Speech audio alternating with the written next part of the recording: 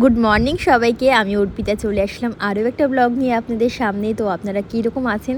আমি কিন্তু বেশ ভালোই আছি, আর এখন বাড়িতেই আছি। আপাতত কদিন বাড়িতেই থাকবো, আর ও কিন্তু আজকে চলে যাচ্ছে।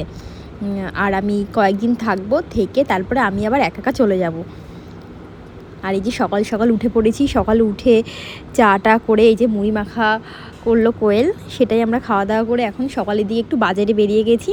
কয়েকটা সবজি কিনে ও একবারে নিয়ে চলে যাবে বলে, মানে যেগুলো ওখানে পাওয়া যায় না, পটল, বরবটি, তারপরে পুঁই শাক, এগুলো সব কিনে টিনে নিয়ে আসার পরে আমরা এখন প্যাকিং চলছে আমাদের, মানে আমাদের বলতে ওর প্যাকিং চলছে, আমার না ওর।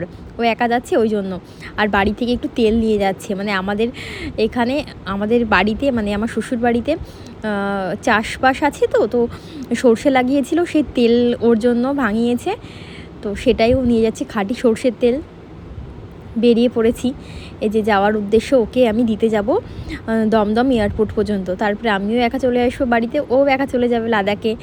তো এখন যাচ্ছি, মনটা তো খারাপ, আমার তো মনটা তো প্রচুর খারাপ, তারপরে মায়ের মনটা খারাপ স্বাভাবিক হবেই, আবার কতদিন পরে আসা তার ঠিক নেই। তো এখন এই বাড়িতে দেখা করতে চলে আসলো। এই যে মা বাবা এখানে বসে আছে, একটু দেখা টাকা করে বৌদির সাথে উপরে দেখা করে তারপরে ও চলে যাবে। আমি আজকে কথা বলবো মামাআর্থের vitamin C moisturising lotion soap নিয়ে, যার মধ্যে আছে ভিটামিন সি, হানি এবং লেমন, যা আপনার ড্রাই স্কিনকে রক্ষা করতে সাহায্য করবে। মামাআর্থের সমস্ত প্রোডাক্ট কিন্তু ইন্ডিয়ান প্লাস্টিক পজিটিভ ব্র্যান্ড। মামাআর্থের সমস্ত প্রোডাক্ট কিন্তু হার্মফুল কেমিক্যাল ও ন্যাচারাল। স্ক্রিনে দেওয়া যে কুপন কোডটা আপনারা দেখতে পাচ্ছেন, সেই কুপন কোডটা ইউজ করলে কিন্তু আপনারা আরও 20% ডিসকাউন্ট পেয়ে যাবেন। মামাআর্থের প্রোডাক্ট কিন্তু আপনারা ফ্লিপকার্ট, নাইকা, অ্যামাজন, পার্পেল সব কিছুতে পেয়ে যাবেন, এবং মামাআর্থের নিজস্ব ওয়েবসাইট আছে, সেখান থেকে কিনলে কিন্তু আপনারা আরও মানে বেশি ডিসকাউন্ট পেয়ে যাবেন। তো দেরি না করে এখনই মামাআর্থের প্রোডাক্ট কিনুন। আর মামাআর্থের প্রোডাক্ট কিনলে আপনাদের নামে একটা করে গাছ লাগানো হবে, সেই গাছটা কোথায় লাগানো হবে আপনাদের সাথে প্রোভাইড করা হবে লিঙ্ক। মামাআর্থের প্রোডাক্ট কিন্তু অফলাইন শপে পাওয়া যায়, তো বেশি দেরি না করে এখনই আপনি কিনে নিন মামাআর্থের প্রোডাক্ট। তো টাটা। আর যা গরম পড়েছে কি বলবো, প্রচুর প্রচুর গরম পড়েছে। যে এই যে ও টাটা বাই বাই করে চলে যাচ্ছে আমাদের বাড়ি থেকে। তো মনটা একটু সবারই খারাপ, কি আর করা যাবে, কাজের জায়গা তো যেতেই হবে, যার যেখানে কাজের জায়গা। আর এই যে ওর জন্য মিষ্টি কিনছি, ওখানে মিষ্টিটা নিয়ে যাবে বলে, ফ্লাইটে যাবে তো, পুরোটাই ফ্লাইটে যাবে, ওই জন্য মিষ্টিটা ঠিকঠাক থাকবে বলে ওর জন্য দিয়ে দিচ্ছি 2-3 রকম মিষ্টি। আর এই বড় দোকানের মিষ্টি আমাদের সব থেকে ভালো, মাছ দিয়ার। তো এই যে আমরা স্টেশনেও চলে এসেছি, আমাদের ট্রেন হলো 2:20-তে। তো একটু আগেই চলে এসেছি, কারণ ব্যাগ ট্যাগ আছে ওই জন্য। আর যা রোদের তাপ কি বলবো, প্রচুর তাপ। ও প্রথমে বলছিল যে যেতে হবে না, কিন্তু কি বলুন তো, আমি যতবার ও আসা যাওয়া করেছে বিয়ের আগে, আমি ততবারই মানে দিতে যেতাম, নিয়ে আসতাম দমদম থেকে। এবার বিয়ের পরেও এরকম যতবার একা একা গিয়েছি আমি দিতে গেছি, তো এবার না গেলে নিজের মনটাও একটু খারাপ লাগছে। আবার কি বলুন তো, আমি ও চলে যাওয়ার 15-20 দিন মতন পরে যাব, এবার খারাপ তো একটু লাগছেই। এই যে ভাই দেখা করতে এসেছিলো, আবার ট্রেনের মধ্যে উঠে পড়েছি, তো দুজনেরই মুখ চোখ দেখুন কীরকম টাইপের, একে তো গরম, তারপরে তো চলে আছে, সে একটা মন খারাপ আছে। এই যে আমরা এখন যাচ্ছি, ট্রেনে না লোক সংখ্যা প্রচুর কম গরমের জন্য। ও আমাকে বারবারই বলছে, তুমি এখানে মরবা গরমে, আমি এবার ঠান্ডায় মজা করবো। ওখানে তো প্রচুর ঠান্ডা এখন, মানে -4-5 এরকম ঠান্ডা এখনও ওখানে। আর দমদমে নেবে এখন শপিং মলে চলে আসলাম, কী বলুন তো, প্রচুর গরম লেগে গেছে, ওই জন্য আমি বললাম চলো একটা তোমার জন্য গেঞ্জিও কিনে দিই, আর একটু শপিং মলে একটু এসির হাওয়াও খেয়ে আসি। এই যে এই গেঞ্জিটাও নেবে, ওকে এই কালারটা না পরলে খুব সুন্দর লাগে দেখতে, আগে একটা অ্যাড্রেসের পরিয়েছি, খুব সুন্দর লাগে। আর এই কালারটা দেখলাম খারাপ লাগছে না, ভালোই লাগছে, ওই জন্য এই গেঞ্জিটাও নিয়ে দিলাম। আর একটু এসির হাওয়া খেয়ে ওর ভিতর থেকে ওলা উবের বুক করে একবারে দমদম স্টেশনের পাশে যে ট্রেনসটা আছে না বড়, ওখানেই আমরা গেছিলাম। মাঝে মাঝেই যাই যখন এখান দিয়ে যাওয়া আসা করি।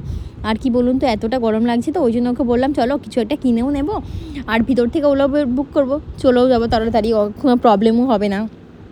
এই যে আমরা উবের বুক করে নিয়েছি, এখন যাচ্ছি দমদম এয়ারপোর্টের উদ্দেশ্যে।